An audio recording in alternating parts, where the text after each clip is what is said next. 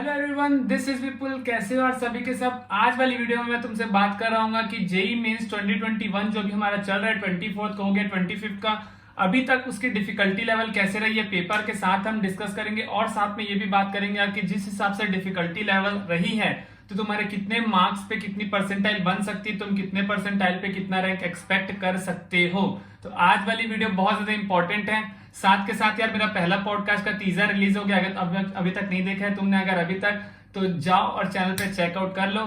साथ के साथ वो कंप्लीट पॉडकास्ट रिलीज हो रहा होगा कल 26 को 8 बजे, तो उसको भी मिस मत करना। तो इसीलिए यार चैनल को जल्दी से नीचे जाकर सब्सक्राइब कर दो, इस वाले वीडियो को लाइक कर देना और जल्दी से शेयर कर देना। तो चलो यार वीडियो में आगे बढ़ते हैं और मैं तुमको बताता हूँ कि जिस हिसाब से डिफिकल्टी लेवल रही है तो तुम्हारा कितने मार्क्स पे कितने परसेंटाइल बन सकती है। So let's start the video.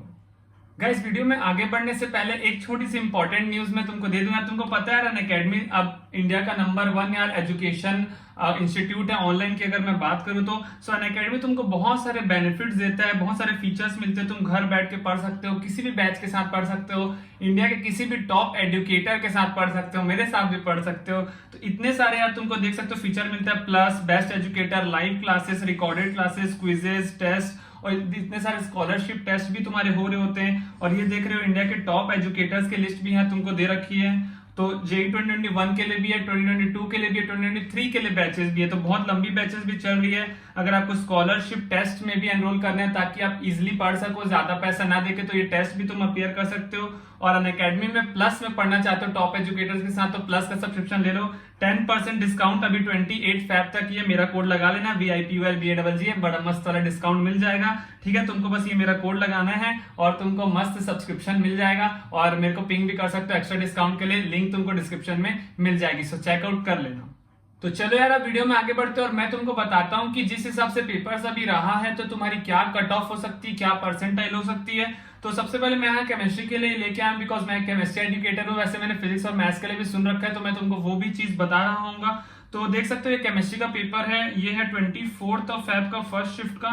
तो यार ये वाला पेपर सबसे सबसे सबसे इजी आया। अगर मैं तीनों पेपर को कंपेयर करूं तो तुम्हारा जो 24th का पेपर है वो वेरी इजी कैटेगरी में आया है, 25th का जो फर्स्ट शिफ्ट है वो मॉडरेट में आया है, और मेरे को जो 24th का सेकंड शिफ्ट लगा वो थोड़ा सा स्लाइटली डिफिकल्ट मॉडरेट लगा। मतलब मॉडरेट डिफिकल्ट की तरफ ज्यादा वो इंक्लाइंड है। अगर मैं कंपैरिजन करूं तो तुम बोल सकते हो कि जो 24 जनवरी को जो 24 फरवरी को जो सबसे पहला पेपर हुआ वो दी इजीएस्ट पेपर आया था। मैंने उसको 35 मिनट्स में केमिस्ट्री के आउट ऑफ 30 मिनट से 28 क्वेश्चन सॉल्व हो गए। तो मुझे ऐसा लगता है कि अगर मेरे से हो गए तो स्टूडेंट्स भी आराम से 20-21 क्वेश्चन कर सकते हैं उसमें से। ठीक है, और उसमें भी तुमको चॉइस मिल रहा है। तो 25 में से यार अगर तुमने 20 क्वेश्चन भी करे तुम्हारे 80 मार्क्स केमिस्ट्री में तो आराम से बनते हैं। तो तुम बोलोगे भैया कि पेपर तो इजी आ गया, कट ऑफ तो बढ़ जाना चाहिए, लेकिन ऐसा बिल्कुल भी नहीं है। सेम डे में हम आएंगे अगर 24th को सेकंड शिफ्ट में, तो पेपर काफी ही थोड़ा सा डिफिकल्ट की तरफ हुआ। अगर मैं तुमको यहाँ पे दिखाऊं, देख सकते हो फरवरी का ये फर्स्ट शिफ्ट का क्वेश्चन पेपर है। तो अगर ये क्वेश्चन में देखोगे ये एनसीईआरटी बेस्ड, ठीक है, और बता रहा हूँ ये एनसीईआरटी और ये भी NCERT, then this was also from NCERT. ये मैंने अपने क्लास में करा रखा है, ये वाला क्वेश्चन मैंने अपने क्लास में करा रखा है, अगर कोई मेरे से पढ़ा होगा तो। देन ये मेटलर्जी से, भाई मेटलर्जी सुन के बच्चे क्या होते हैं, बोर हो जाते हैं, बट मेटलर्जी से दो क्वेश्चन आ रखे थे। 24 जनवरी बोल रहा हूँ बार, 24 फरवरी को फर्स्ट शिफ्ट में तुम्हारे 2 मेटलर्जी से क्वेश्चन आ रखे थे। देख सकते हो एक सीधा आया था लीचिंग से, तो तुमको स्पेलराइट टिक करना था। आइसोस्ट्रक्चर कितना इजी यार, ठीक है। उसके बाद तुमको यहाँ पे ऑक्सीडाइजिंग रिड्यूसिंग क्या, बस ऑक्सीडेशन नंबर देख के बता देना है। देन तुमको ये भी फिर मेटलर्जी से क्वेश्चन आया, तो मेटलर्जी के क्वेश्चन में फिर तुमको अगर बोरिंग होगे तो तुम नहीं पढ़ पाओगे। बाकी एकदम स्ट्रेट फॉरवर्ड क्वेश्चन यहाँ से आ रखा है। देख रहे हो फ्रेंडली आइसोथर्म से सीधा x/m इस Kp⁴ बस लगाना था और हमारे इसमें आंसर आ रहा था। गन मेटल का कंपोजिशन पूछ लिया, जानते हो कॉपर 87% होते हैं और जिंक और Sn तुम्हारा 13% होता है। उसके बाद ये आयनाइजेशन पोटेंशियल, इसमें तुमको हाफ फील्ड और फुल फील्ड देखना था, अक्रॉस द पीरियड तुम्हारा बढ़ता है। और भाई इक्विलिब्रियम से इतना इजी क्वेश्चन आया था, ये मैंने बिल्कुल भी एक्सपेक्ट नहीं किया था, इतना इजी आया। देन केमिकल काइनेटिक्स से भी इतना इजी, सिर्फ फॉर्मूला दिया है, 3 चीजें हैं, 2 चीज पता है, 1 चीज निकाल ली, इतना इजी पेपर, ठीक है। This delta G equal to minus R T L N Q, thermodynamics खत्म, ओ माय गॉड, ठीक है। उसके बाद सॉल्यूशन से डायरेक्ट क्वेश्चन मेल्टिंग पॉइंट के ऊपर, कोऑर्डिनेशन नंबर पूछ लिया भाई, पीसीसी का क्या होता है हमको पता है 8 होता है, कौन से बेसिक ऑक्साइड है कौन सा एसिडिक ऑक्साइड है, देन सीधा मोलैरिटी निकालना पूछ लिया, एन बाई वी तुमको पता है, और लास्ट में सीधा एक वेवलेंथ का क्वेश्चन पूछा गया। तो ये एक बहुत बहुत बहुत ज्यादा इजी चैप्टर मतलब बोलूंगा मैंने जो जितनी बार भी मेंस दे रखा है 2018 में एक बार, 2019 में 2 बार, तो मेरे हिसाब से अभी तक मैंने इतना इजी पेपर नहीं देख रखा केमिस्ट्री का।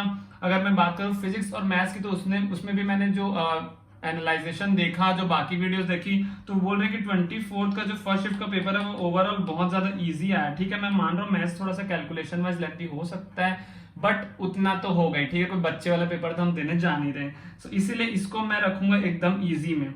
अभी मेरे पास आज का पेपर तो नहीं आया, बट ये सेकंड पेपर है, ये कल ही का सेकंड शिफ्ट है। अगर इसको मैं सेम टाइम पे कंपेयर करूं तो अगर फर्स्ट शिफ्ट की मैं बात करूं तो तुम्हारे अगर 25 क्वेश्चन तुमको अटेम्प्ट करने हैं तो तुम 10 से 12 क्वेश्चन डायरेक्ट एनसीईआरटी से पूछो, तो ऐसा लगा था उठा करके दे दिया है। लेकिन इसमें यार अगर 25 क्वेश्चन अटेम्प्ट करें तो 5 के आसपास ही तुमको एनसीईआरटी से डायरेक्ट मिलेगा। ये तो चलो पहला वाला एनसीईआरटी तुमको पता है NO2 माइनस एम इफेक्ट लगाएगा। उसके बाद जो सेकंड वाला भी एक एनसीईआरटी ब्यूना एस में एस क्या होता है, स्टाइरिन, सभी को पता है। उसके बाद ये थोड़ा सा तुमको पूरा अगर ऑर्गेनिक अच्छे से पढ़ रखे एनसीईआरटी तो ये स्टेप वाइज तुमको कन्वर्जन दे रखा है, ठीक है, तुमको डाइजोनियम सॉल्ट वगैरह बनाना पड़ेगा। उसके बाद नीचे आ जाता हूं तो फिर ये तुमको ये रिडक्शन वोल्फ किश्नर से तुम्हारा क्वेश्चन पूछ रखा है। देन तुम्हारे को विटामिन मॉर्फिन को, इसको ये तो चलो इजी है, कुछ कुछ इजी क्वेश्चंस भी हैं। गैब्रियल थैलामाइड में तुमको पता होना चाहिए कि तुम्हारा 1 डिग्री माइन बस बनता है एलिफेटिक अमाइन, तो उससे क्वेश्चन होगा। बीओडी वैल्यू क्लीन वाटर के लिए 5 से कम होती है, तो तुमको ये भी क्वेश्चन इजी मतलब है, इसमें भी इजी क्वेश्चन हैं।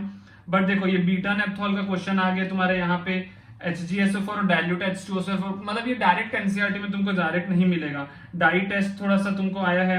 देन I3 का स्ट्रक्चर पूछा है पूरा हाइब्रिडाइजेशन के साथ में, और जो इसमें ऑक्साइड्स दे रखे हैं कि जिसमें बताना था कि एम्फोटेरिक कौन सा है, क्या है चीज, तो इसमें थोड़े से तुमको देख सकते हो कि Cr2O3 RuO4 ये सब दे रखा है, तो ये अगर किसी को नहीं पता है तो उसको दिक्कत हो सकती है।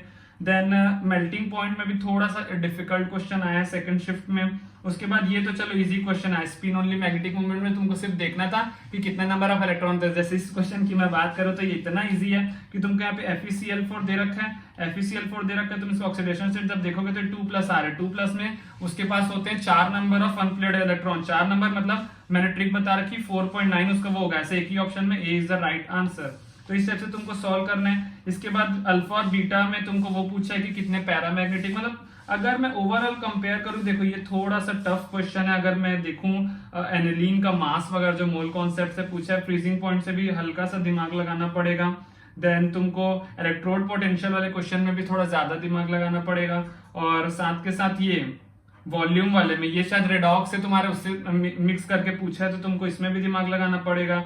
लास्ट में एक और क्वेश्चन देखूं, डिटरमाइन वॉल्यूम पूछा, चलो ये तो पीवी का एनआरटी से बन गया।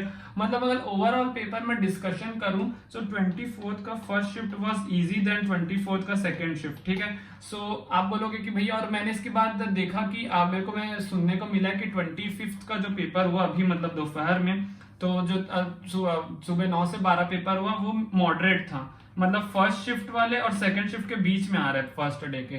तो आप बोल सकते हो कि पहला सबसे इजी था, कल वाला सबसे अभी तक का हार्ड रहा है, और जो अभी सुबह हुआ आज के दिन वो थोड़ा सा मॉडरेट के बीच में था। तो आप बोलोगे भैया कट ऑफ किस हिसाब से वेरी करेगी, तो मैं अभी भी यही बोलूंगा कि जनरल के लिए 90 परसेंटाइल के आसपास कट ऑफ होगी, ठीक है। और मैं देखूंगा तुम बोलोगे 99 परसेंटाइल भैया कितने मार्क्स पे आएगी, तो अभी भी मुझे लगता है कि 185 मार्क्स तक आ जानी चाहिए। बिकॉज देखो अलग अलग शिफ्ट पे अलग अलग डिपेंड करेगा। जैसे कि मान लो तुम्हें फर्स्ट शिफ्ट में दिया तो हो सकता है तुम्हारे 190 से 195 तक आए 99 परसेंटाइल। अगर तुमने सेकंड शिफ्ट में दिया तो सेम चीज तुम्हारा 180 में आ जाए, तो 180 और 195 में भाई 15 नंबर का डिफरेंस है। तो तुम अपने शिफ्ट के अकॉर्डिंग देखो, मैंने तुमको बता दिया कि कौन सा शिफ्ट किस टाइप से इजी और डिफिकल्ट है। सबसे पहले वाले को सबसे इजी दे दो, सबसे उसके जस्ट बाद वाले को सबसे डिफिकल्ट दे दो, और अभी जो 25 को आज सुबह हुआ उसको मॉडरेट दे दो। तो इसके अकॉर्डिंग तुम देखो कि तुम्हारा कौन सी शिफ्ट में कितने मार्क्स आ रहे हैं। अगर तुम्हारे फर्स्ट शिफ्ट में 190 प्लस आ रहे तो तुम 99 एक्सपेक्ट कर सकते हो, लेकिन अगर 180 आ रहे तो तुम 98.8 समथिंग में भी अटक सकते हो। सो ये था यार, अगर तुम कितना मार्क्स पे कितना परसेंटाइल अभी एक्सपेक्ट कर सकते हो। और अगर सेफ स्कोर की बात करो तो अभी भी मेरे तरफ से 150 plus will be a safe score for a decent NIT for a decent branch. और कट ऑफ मेरे ख्याल से थोड़ी सी अगर एक आध परसेंटाइल बढ़ती है तो 90 पॉइंट समथिंग कुछ हो सकती है जनरल के लिए। और ईडब्ल्यूएस के लिए आई गेस तो देखते हैं 73 जाती है, 4 जाती है, 2 जाती है, तो वो तो कोई गैस नहीं कर पाएगा जब तक हमको ईडब्ल्यूएस का एग्जैक्ट कैंडिडेट का डेटा नहीं पता चल जाता। सो ये था यार कंप्लीट चीज। अभी और पेपर आने वाले हैं, साथ के साथ मैं पेपर का एनालाइज भी कर रहा हूँ, पूरे सॉल्यूशंस भी दे रहा हूँ। अगर देखना चाहते हो तो मेरे को नीचे जाओ और अनअकैडमी में फॉलो कर लो, वहाँ डिस्क्रिप्शन में तुमको सबसे टॉप वाली लिंक मिल जाएगी, मेरा ही बैच है, सारे वहां अपन क्लासेस करते हैं। जैसे कि जिसका कल पेपर है उनको मैं क्विक रिवीजन कराने वाला हूं, और मेरे कराए हुए क्वेश्चन से 3 क्वेश्चन आए फर्स्ट शिफ्ट में, एकदम डिट्टो भाई। तो अगर किसी को वो करना है या सारे सॉल्यूशन देखना है या मार्च के लिए भी पढ़ना है तो सबसे पहला वाला ग्रुप को ज्वाइन कर लो, डिस्क्रिप्शन में लिंक दे रखी है। और कल जो आने वाला पॉडकास्ट मिस मत करना, जिसने ट्रेलर नहीं देखा है वो जल्दी से जाके चैनल पर ट्रेलर देख लो। So I hope this video will help you. और कुछ डाउट हो तो मुझे कमेंट सेक्शन में पूछ सकते हो, साथ के साथ इंस्टाग्राम की लिंक भी डिस्क्रिप्शन में, पर्सनली पूछना चाहते हो पर्सनली पूछ सकते हो, मुझे मेल भी कर सकते हो। सो इतना ही था इस वाले वीडियो के लिए। कुछ डाउट हो तो बता देना, लाइक कर देना, शेयर कर देना और कमेंट करके बता देना। तो चलो यार, मिलेंगे तुमसे ऐसे ही और आने वाली जेईई मेंस के सीरीज की बहुत सारी वीडियोस में। So till then, good bye.